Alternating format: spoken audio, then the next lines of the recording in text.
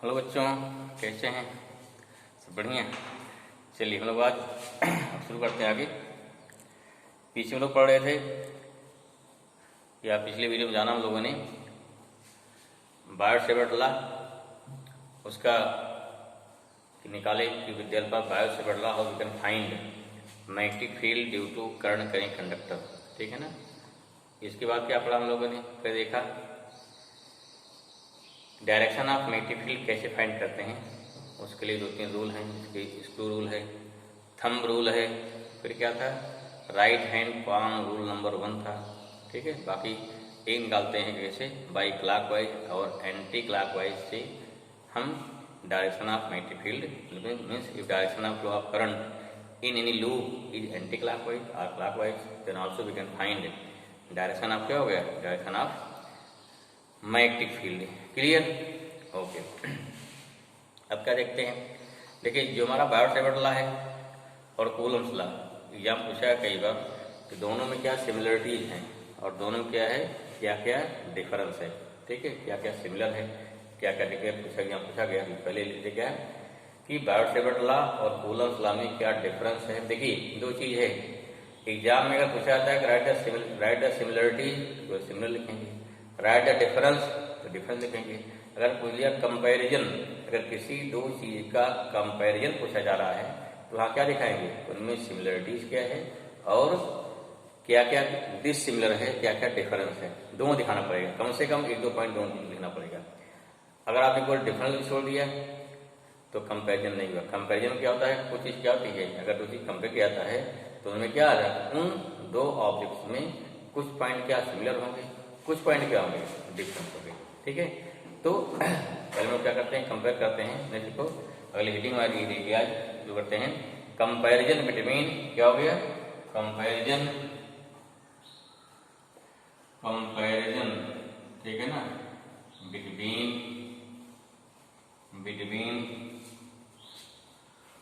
Biot-Savart law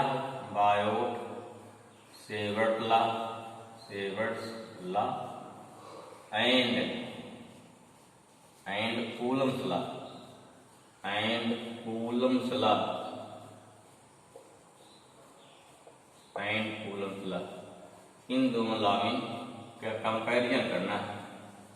how you can compare, कैसे compare करेंगे, पहले देखेंगे पॉइंट ऑफ सिमिलरिटी। क्या देखेंगे, पहले के नंबर 1 पॉइंट्स ऑफ सिमिलरिटी। ठीक है ना, सिमिलरिटी क्या भाई, सिमिलरिटी है बहुत सिंपल सा है। वहाँ होता है कि आर स्क्वायर, यहाँ क्या होता है, यहाँ भी होता है अपन आर स्क्वायर। इसमें क्या है, बोथ लॉज आर फॉलोज, इसे बोलते हैं इनवर्स स्क्वायर लॉ। पहला पॉइंट क्या हो गया कि बोथ लॉज आर फॉलोज। देखो नंबर 1 पहला पॉइंट क्या हो गया, पहला पॉइंट है कूलम्स लॉ या Biot Savart law. Biot Savart law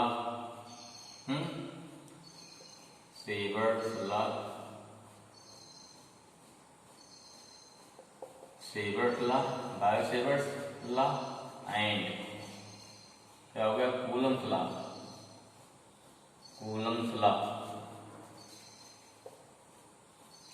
both are follows inverse square law.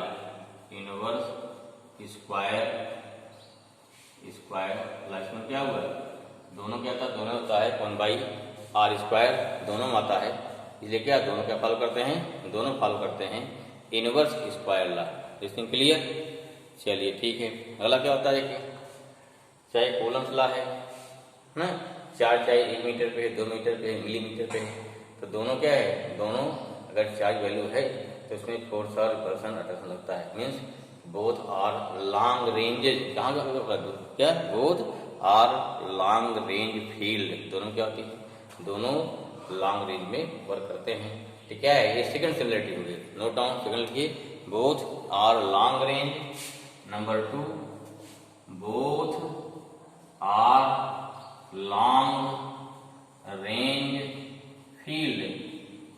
ठीक है, बोथ आर लॉन्ग रेंज क्या हो गया, फील्ड्स हो गई, ये सेकंड हो गया, सिमिलरिटी हो गई। थर्ड क्या हो जाएगा देखिए, थर्ड क्या हो जाएगा, थर्ड देखिए थर्ड देखिए क्या होता है, सीधा क्या हो गया, थर्ड क्या, third is the principle of superposition is applicable is both field. What is principle of superposition, clear होना चाहिए आपको कि in case of electric field और in case of Coulomb's law, कोई चार्ज यहाँ पे है, क्या कई चार्ज यहाँ पे हो गए, किसी पॉइंट क्या निकलना है, यहाँ निकलना है, फील्ड क्या है, टोटल फील्ड क्या है, तो पहले चार्ज क्या फील्ड है, सेकंड क्या है, थर्ड क्या, फोर्थ क्या है, सबका सब करते हैं। इन द सेम वे अगर निकालते हैं इसमें बाउट लॉ, हमको क्या निकालना, क्या निकालते हैं, यहाँ फील्ड निकालनी है, तो डीएल हो गया, डीएल हो गया, डीएल ना, सब डीएल करेंगे पूरे, बहुत सारे क्या हो गए, छोटे छोटे पार्ट हो जाएंगे। सभी पार्ट का जो फील्ड होती है जब भी निकालते हैं, क्या करते हैं, निकालते हैं, वहाँ करते हैं इंटीग्रेट। इसमें व्हाट, हम सभी छोटे छोटे पार्ट के जो फील्ड डेवलप होती है वो फील्ड सबके वेक्टर सम के इक्वल होती है। ठीक क्या है, यही हमारा क्या होता है, इसी बोलते हैं principle of superposition is applicable for to both field. ठीक है, ये हो गया points of similarity. I hope this is clear. अब क्या होते हैं, अब होते हैं पॉइंट ऑफ डिसिमिलरिटीज, इन दोनों क्या अंतर है, पहले लिख लेते हैं, पहले लिखवा देख लेते हैं, फिर क्या समझते हैं क्या अंतर है। पॉइंट ऑफ क्या हो गया, डिसिमिलरिटी या सिमिलरिटी, सिमिलरिटी सिमिलरिटीज, सिमिलरिटीज और क्या हो जाएगा, point of difference, point of क्या हो गया, डिफरेंस, पॉइंट ऑफ कहते हैं, इसमें पॉइंट ऑफ डिफरेंस क्या है या पॉइंट ऑफ डिसिमिलरिटीज क्या है, इसको देखते देखिए जरा इस बार दिया था पॉइंट, पॉइंट्स ऑफ डिफरेंस और पॉइंट ऑफ क्या हो गया, dissimilarities. What is first point, the magnetic field produce by vector source ideal, ज्यादा रहा ना, और पढ़ें इसको। अगर मान लिया लेते हैं इसमें, अगर ले रहे हैं कहाँ पे, अगर ले रहे हैं आप बाहर से में, जहाँ क्या था आइडियल है ना, आइडियल क्या होता है, वेक्टर सोर्स हो गया। इसे क्या निकालते हैं, यहाँ निकालते हैं, कोई पॉइंट निकालते हैं मैग्नेटिक फील्ड, क्या दिस हो गया, ये हो गया हमारा वेक्टर क्वांटिटी। जब क्या होता है, electric field produce by scalar source Q, वहां से कूलम क्या, क्यू क्या होता है, Q is the scalar quantity होती है। क्लियर हुआ। Second, the direction of electric field, देखो ये समझो, the direction of electric field, यहाँ चार्ज क्यू है, अब फील्ड यहाँ निकालना है तो प्लस क्यू चार्ज है, इसी लाइन के जो लाइन ज्वाइन कर रहे हैं इस पॉइंट को, सोर्स से जो पॉइंट को ज्वाइन लाइन ज्वाइनिंग है, ये इसके अलाउंड होती है, या तो आउट होगी या तो इन होगी। प्लस चार्ज है तो आउटसाइड, माइनस चार्ज है क्या हो जाएगा, इनसाइड ना, लाइन ज्वाइनिंग के अलाउंड होते। But in case of magnetic field, क्या direction of electric field is along the displacement vector join the source and field point, ये सोर्स हो गया, field point. But the direction of magnetic field is perpendicular to electric क्या हो गया, current element I dl and the plane containing displace. What is plane containing, देखो भाई, जैसे मान लीजिए यहाँ वायर करंट फ्लो हो रही है, यहाँ आइडियल लिया, अब ये हमारी लाइन जा रही है ना, ये लाइन किसी प्लेन होगी ना, प्लेन होगी, ये प्लेन हमारा एक प्लेन हो गया, प्लेन हो गया, तो हमारी जो फील्ड है क्या है, या कोई प्लेन है, एक प्लेन है, जैसे हमारी एक लाइन जा रही है, प्लेन है, इस प्लेन के परपेंडिकुलर और इसके इधर मान लीजिए प्लेन कहाँ जाए, एक्स में है, ये कहाँ पे जेड में हो गया, तो हमारा जो फील्ड क्या होगी वो इसके परपेंडिकुलर कहाँ हो गया, वाई गया। अगर एक्स हो गया, जेड हो गया, कहाँ जाएगा, जेड जाएगा ना। देखो ना कि फील्ड क्या होती है, इसके वायर के चार हो बता चुके, फील्ड कैसी होती है, सर्कुलर होती है। इस सर्किल के किसी पॉइंट का खींचेंगे, टेंजेंट खींचेंगे, that tangent shows direction of magnetic field, इसलिए direction of magnetic field is always perpendicular to I dl as well as r. ठीक है, होता है क्रॉस वेक्टर क्या होता है, अगर आपका ए क्रॉस बी है तो अगर पूछ लिया जाए what is direction of A cross B, तो जो ए क्रॉस बी की डायरेक्शन होगी वो वेक्टर ए और वेक्टर बी दोनों के परपेंडिकुलर होता है, ना तो एक डायरेक्शन होगा ना तो बी डायरेक्शन होगा, बल्कि दोनों की परपेंडिकुलर होता है। ठीक है, ये दूसरा पॉइंट होगा। तीसरा सिंपल देखो, बाहर से बड़ा क्या होता है, इसमें क्या होता है, यहाँ पर क्या होता है ना, यहाँ क्या है, जो आइडियल है और जो हमारा डिस्प्लेसमेंट वेक्टर है, इन दोनों के बीच बने एंगल के साइन के क्या होता है, डायरेक्टली होता है प्रोपोर्शनल आइडियल साइन थीटा। इसमें क्या था, only q by r square, यहाँ ऐसा कोई प्रोविजन नहीं है। तो this is the point of difference, तो अगर मान लीजिए पूछा था एग्जाम में कि compare the electric field, sorry compare बाहर से बटला गुणतला, then these are the point keep in the mind.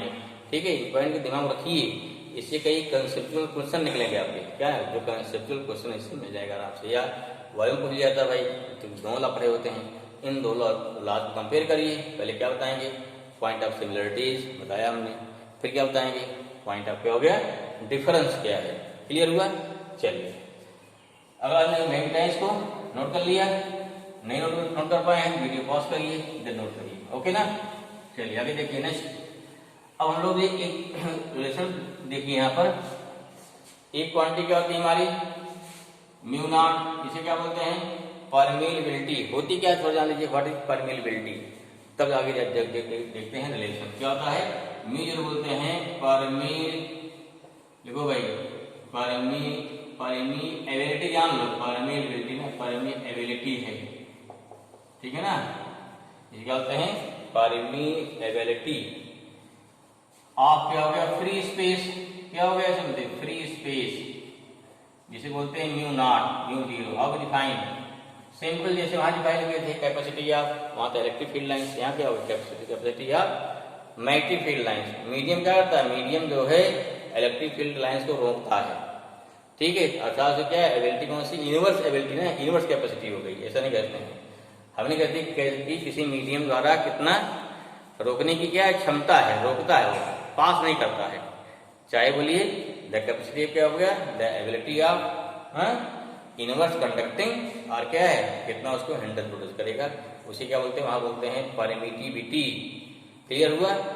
और परमिटिविटी क्या हो गया, यहाँ जो परमिटिविटी होगी हो गया capacity of any medium to produce hindrance, या क्या हो गया, या कितना पास करने की क्षमता का उल्टा। ठीक है, उसे बोलते हैं क्या, उसे बोलते हैं परमिटिविटी। ये अगर फ्री स्पेस है, म्यू जीरो आ गया, मीडियम आ जाएगा, क्या हो गया, मीडियम आ गया। क्लियर हुआ? लिख पाए तो नोट करिए, पहले नोट करिए भाई इसको। क्या हमारा होगा इसमें, permeability of free space mu zero क्या होता है, how define, the capacity of free space to passes magnetic field lines through it is known as permeability of free space. इसकी वैल्यू कितनी होती है, mu zero equal to 4 pi into 10⁻⁷ tesla metre पर ampere. This is the value. Clear हुआ? ठीक है, आप यहाँ पे क्लियर करिए कि परमिएबिलिटी और परमिएबिलिटी में क्या डिफरेंस होता है। ठीक है, सिंपल डिफरेंस है। इन केस ऑफ परमिटिविटी वो क्या करती है, वो किसी मीडियम की वो कैपेसिटी बताती है जो मीडियम इलेक्ट्रिक फील्ड लाइन को कितना रोक सकता है। क्यों, फ्री स्पेस मैक्सिमम पास करेगा। आपने क्या किया, डाल दिया वाटर, डाल दिया मीडियम, डाल दिया वाटर। क्या होता है, वाटर वैक्यूम के कंपेयर में, फ्री स्पेस कंपेयर में 81 टाइम ज्यादा रोकता फील्ड लाइन। वही डाल क्या रख दिया हमने, कंडक्टर रख दिया, आयरन रख दिया, तब क्या होता है, तो कंडक्टिंग मीडियम से इलेक्ट्रिक फील्ड लाइन बिल्कुल नहीं पास होती है, अर्थात पूरा रोक दिया। इसमें क्या होगा, वहां कह सकते हैं क्या, इन केस ऑफ परमिटिविटी क्या कह सकते हैं आप, जो पढ़ चुके हैं पहले, बता भी चुके हैं, वहां क्या बोलते हैं, the inverse capacity of free space or any medium to passes electric field lines, उसे बोलते हैं परमिटिविटी। लेकिन परमिटिविटी क्या होता है, ये क्या है, ये कितनी फील्ड लाइन को पास करेगा। ठीक है ना, तो सिंपल क्या होता है, कैपेसिटी ऑफ एनी मीडियम, मतलब क्लियर हुआ। अब इसको यहां से तुम क्लियर करिए, जैसे क्या हम लोग पढ़े हैं कि इलेक्ट्रिक फील्ड क्या होता है, ये होता है 1/4 पाई एप्सिलॉन नॉट ना, या मीडियम क्या एप्सिलॉन कितना गया, एम आ जाएगा, Q/r² आया। वहीं पे B क्या होता है, म्यू 0/4 पाई होता है भाई, I dl साइन थीटा कर लो ना अपन r², ये तो फार्मूला होता है, फार्मूला साइन थीटा भाई कितना हो गया, r² हो गया। यहाँ देखिए क्या, यहाँ पर जो हमारी परमिटिविटी क्या है, ये होती है inversely proportional to electric field, पर यहाँ परमिटिविटी क्या होती है, ये डायरेक्टली होता है। ठीक है, इसलिए क्या है, जो परमिटिविटी है वो किसी मीडियम की कैपेसिटी कितना फील्ड लाइन ज्यादा पास करेगा। होता क्या है, देखो आयरन है, आयरन के free cell magnetic field line क्या, magnetic field line maximum pass होती है, वहीं इलेक्ट्रिक फील्ड लाइन क्या होती है, आयरन से नहीं पास होती। ये भी डिफरेंस होता है। I hope this thing clear. ठीक है ना, अगला क्या, same permittivity of any medium, ये क्या हो गया, capacity of any medium to passes magnetic field line through it known as permeability of any medium हो गया। अब कंपेयर करना है तो सबसे कम किसका हो गया, सबसे कम किसका हो गया, ये होगा हमारा फ्री स्पेस हो गया, ठीक है ना। तो किसी मीडियम की परमेबिलिटी या किसी मीडियम की मैग्नेटिक फील्ड पास करने की जो कैपेसिटी है वो फ्री स्पेस से कंपेयर में कितना ज्यादा है कितना कम है, इसे क्या कंपेयर करेंगे ना, that's why we can say comparative permeability और we can say relative permeability of any medium defined as per the permeability of any medium with respect to permeability of free space, or you can say the ratio of permeability of any medium to permeability of free space is known as relative permeability। Formula क्या हो जाएगा भाई, mu R mu M by mu zero, और क्या हो जाएगा mu M equal to हो जाएगा हमारा कितना, mu R into mu zero. तो क्वेश्चन में कई जगह आपको यही दिया रहता है mu R into mu zero, तो जान लो क्या है, वहां पर आपको क्लियर जाना चाहिए कि वैल्यू वाली क्या है, ई मीडियम की परमेबिलिटी है। I hope this is clear. ठीक है, देखिए बहुत छोटी चीजें हैं लेकिन जानना जरूरी है, क्योंकि छोटी चीज मिल जाती है हम ध्यान नहीं देते हैं, तो वहां क्या होता है, तो वहां पे क्वेश्चन हमारे रॉन्ग हो जाते हैं।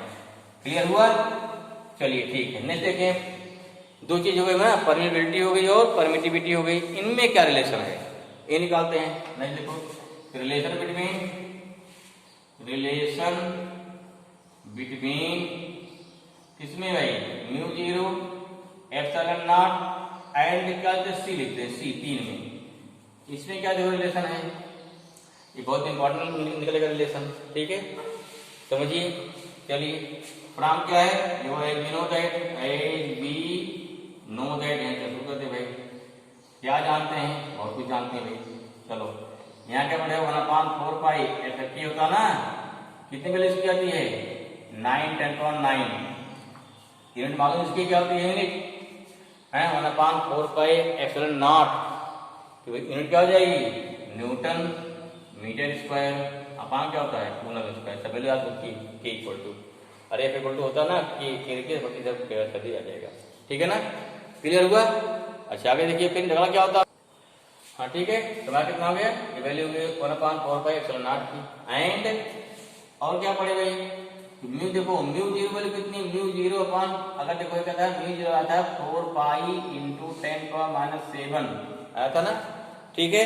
ये क्या होता है, टेस्ला टी हो गया, मीटर अपान था एम्पियर, ठीक है, ए हो गया, या इससे क्या लिखते हैं इसको, mu not upon 4 pi equal to हो गया 10⁻⁷ वैल्यू क्या रखिए, हो गया टेस्ला मीटर पर एम्पियर। क्लियर हो गया। This equation first, this equation second. करना क्या है, दोनों को डिवाइड कर दो, बस क्या करना है, अब हम दोनों को डिवाइड कर देंगे, यहाँ क्या मिलेगा, तो डिवाइड करने पर जो मिलेगा अपने आप उसमें एक रिलेशन आ जाएगा। क्या डिवाइड करिए इसको, देखिए यहाँ क्या हो गया, फ्रॉम इक्वेशन यहाँ डिवाइडिंग, क्या हो भाई, dividing equation first by equation क्या हो गया सेकेंड, क्या मिलेगा देखो हमको, वी गेट, क्या मिलेगा 1/4 पाई एप्सिलॉन नॉट अपान क्या हो गया, म्यू जीरो अपान 4 पाई आ गया, ठीक है भाई, इक्वल टू आ गया 9 10⁻⁹ अपान कितना हो गया 10⁻⁷, ये पलटेगा ना, कितना हो जाएगा ये 1/4 पाई एप्सिलॉन नॉट इंटू आ गया 4 पाई अपान हो गया म्यू जीरो इक्वल टू हो गया 9 इंटू 10⁻⁹, कितना हो गया 16 हो गया ना, समझ में आया इतना। यहाँ कितना बचेगा देखो, क्या आएगा, 4 पाई कैंसिल हुआ, 4 पाई कैंसिल हो जाएगा, क्या बचेगा, ऊपर लिख रहे भाई, इसको आई होप नोट कर लेंगे ना।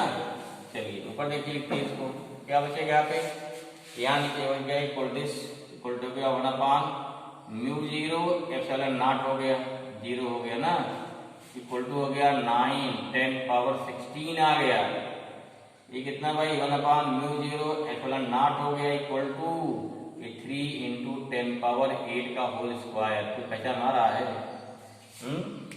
ठीक है, क्या पहचान आ रहा भाई, किसकी वैल्यू है, स्पीड ऑफ लाइट वैल्यू है, दिस मींस कितना हो जाएगा 1/, mu zero epsilon not equal to ये हो गया सी स्क्वायर, के रिलेशन हो गया, सी कितना हो जाएगा 1/√। क्लियर हुआ। इस सोल्यूशन का क्या इंपॉर्टेंस है, क्या इंपॉर्टेंस है। कई बार पूछा गया एग्जाम में, right the dimension of mu naught epsilon not, right the unit of, निकाल लेंगे। अगर पूछ दिया गया क्वेश्चन, पूछ दिया गया मान लीजिए कि राइट द, क्वेश्चन क्या हो गया, right the dimension of mu naught. अगर एग्जाम में आ गया, कंपटीशन में आ गया, तो एक बार क्वेश्चन तो आ जाएगा भाई म्यू जीरो कहाँ निकालेंगे, कितना लंबा है। समझ में कई जगह ये काम करती, ट्रिक काम करती है हमारी, अगर याद है तो फार्मूले याद है तो ठीक है। सर्टेनली अगर याद आएगी बार डायमेंशन लिखो इसकी, सोचिए हम पहले लगाएंगे, पूर्ण लगाएंगे, दोनों ला लगाने के बाद फिर निकाल पाए, कोई गारंटी इसकी नहीं है। लेकिन अगर फार्मूला याद है, क्या लिखो भाई, सिंपल हो गया। क्या सिंस जानते फार्मूला, आंसर या सोल्यूशन क्या हो गया इसका, सिंस 1/μ0 एप्सिलॉन कितना होता है, सी स्क्वायर। निकाल देखो तो सी, इसकी डायमेंशन सी की बराबर ही आएगी। लाइट की मतलब लाइट की स्पीड है ना, LT-1 ही आएगी, मतलब उसका इनवर्स। इसको उल्टा कर दो, कितना आएगा, तो हो जाएगा कितना, 1/c² आया।